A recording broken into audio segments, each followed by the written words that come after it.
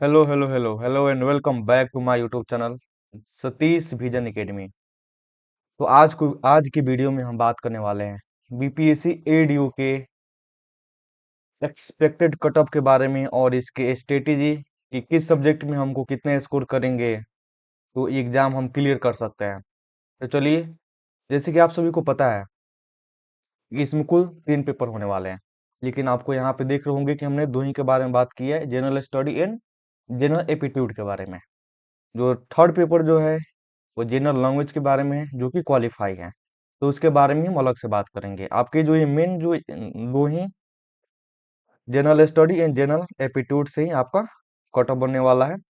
बाकी जो general language का जो पेपर है आपका क्वालिफाई है। ठीक है, तो चलिए हम बात करते हैं जनरल स्टडी के बारे में। तो जनरल स्टडी में आप आपके पास history, geography, polity, current, science, ठीक है। फिर उसके बाद में economics, Bihar GK, Bihar current affair, ये सबसे मिला के आपसे 100 क्वेश्चन पूछते हैं। ठीक है, और सबका अगर वेटेज के बारे में अगर हम बात करें तो वेटेज के बारे में हम बात कर लेते हैं। आपसे हिस्ट्री में लगभग 20 क्वेश्चन पूछेंगे। ठीक है, और जियोग्राफी में आपसे 10 क्वेश्चन पूछेंगे। पोलिटी में आपसे 10 से 12 क्वेश्चन। करेंट में आपके 20 क्वेश्चन। साइंस में वहीं आपके 20 से 25 क्वेश्चन रहेंगे। इकोनॉमिक्स में वहीं आपके 8 से 10 क्वेश्चन रहेंगे। और बिहार स्पेशल में आपके 12 क्वेश्चन रहेंगे।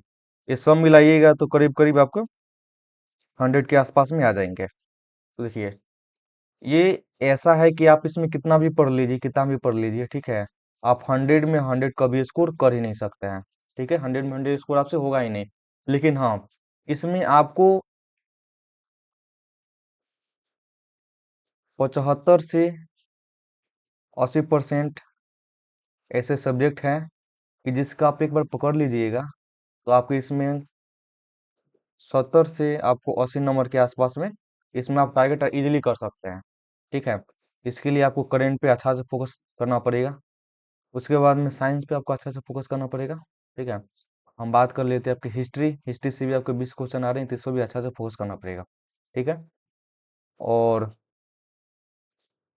ये जो 3 सब्जेक्ट है, ऐसा सब्जेक्ट है जिसमें आपको 60 तो यार आराम से इजीली आ सकते हैं। ठीक है, ये तीनों आप मजबूत कर लीजिएगा तो 60 इजीली आ सकते हैं। उसके बाद में हम बात कर लेते हैं आपका बिहार से आपके 12 हो जाएंगे, और इकोनॉमिक्स से आपके 8 क्वेश्चन आ जाएंगे।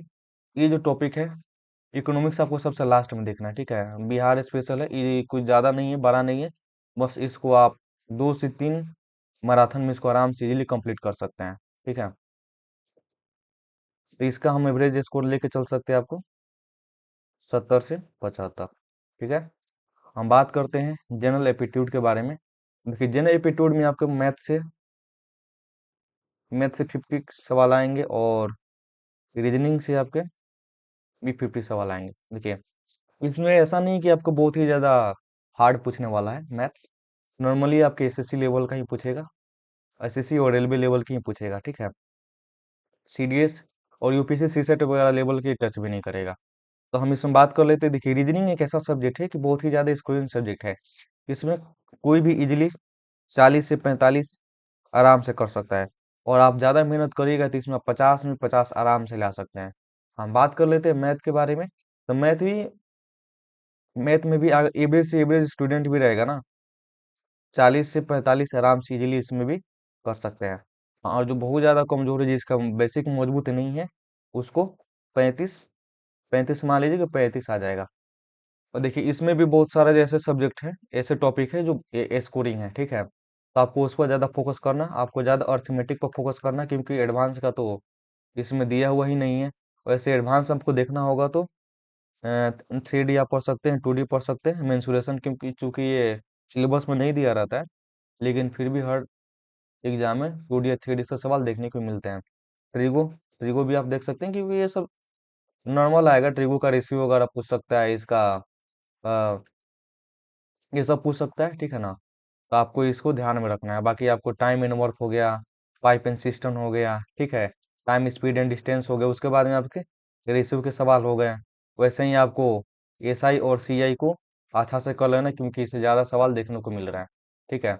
अब हम बात कर लेते हैं आपकी रीजनिंग में। तो रीजनिंग में आपका सिलोजिज्म हो गया, उसके बाद में डिस्टेंस एंड डायरेक्शन ऐसा चैप्टर है जिससे 4 से 5 सवाल हम देख रहे हैं कि इससे 4 से 5 सवाल आ रहे हैं।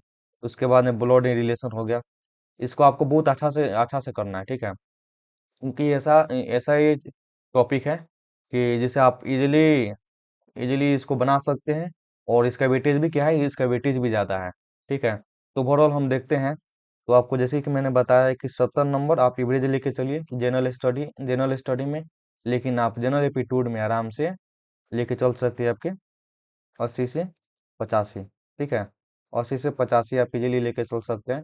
अगर हम 80 ही मानते हैं, ठीक है ना, यानी कि अगर 200 का पेपर हो रहा है तो 200 के पेपर में आपको 150 तो ले आना कंपलसरी ही है, ठीक है ना। 150 से नीचे अगर आपका आ रहे हैं नंबर तो समझिए कि आप रेस एकदम बिल्कुल ही बाहर है, ठीक है। और 200 के पेपर में जिसमें आपका इंटरव्यू कोई नहीं है, इसके बाद में कोई मेंस का एग्जाम नहीं है, 150 ले आना ही अपने आप में क्या हो जाती है, चैलेंजिंग हो जाती है, क्योंकि इसमें जनरल स्टडीज है।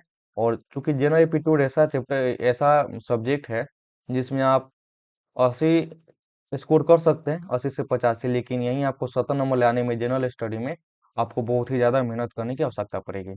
अब हम बात कर लेते हैं आपके जो थर्ड है, यानी कि जनरल लैंग्वेज का जो पेपर है, वो भी आपका 100 क्वेश्चन पूछेंगे, जिसमें आपका 30 रहेगा इंग्लिश का पेपर, 30 इंग्लिश का रहेंगे एंड 70 जो रहेंगे हिंदी के पेपर रहेंगे, हिंदी के क्वेश्चन रहेंगे, ठीक है ना।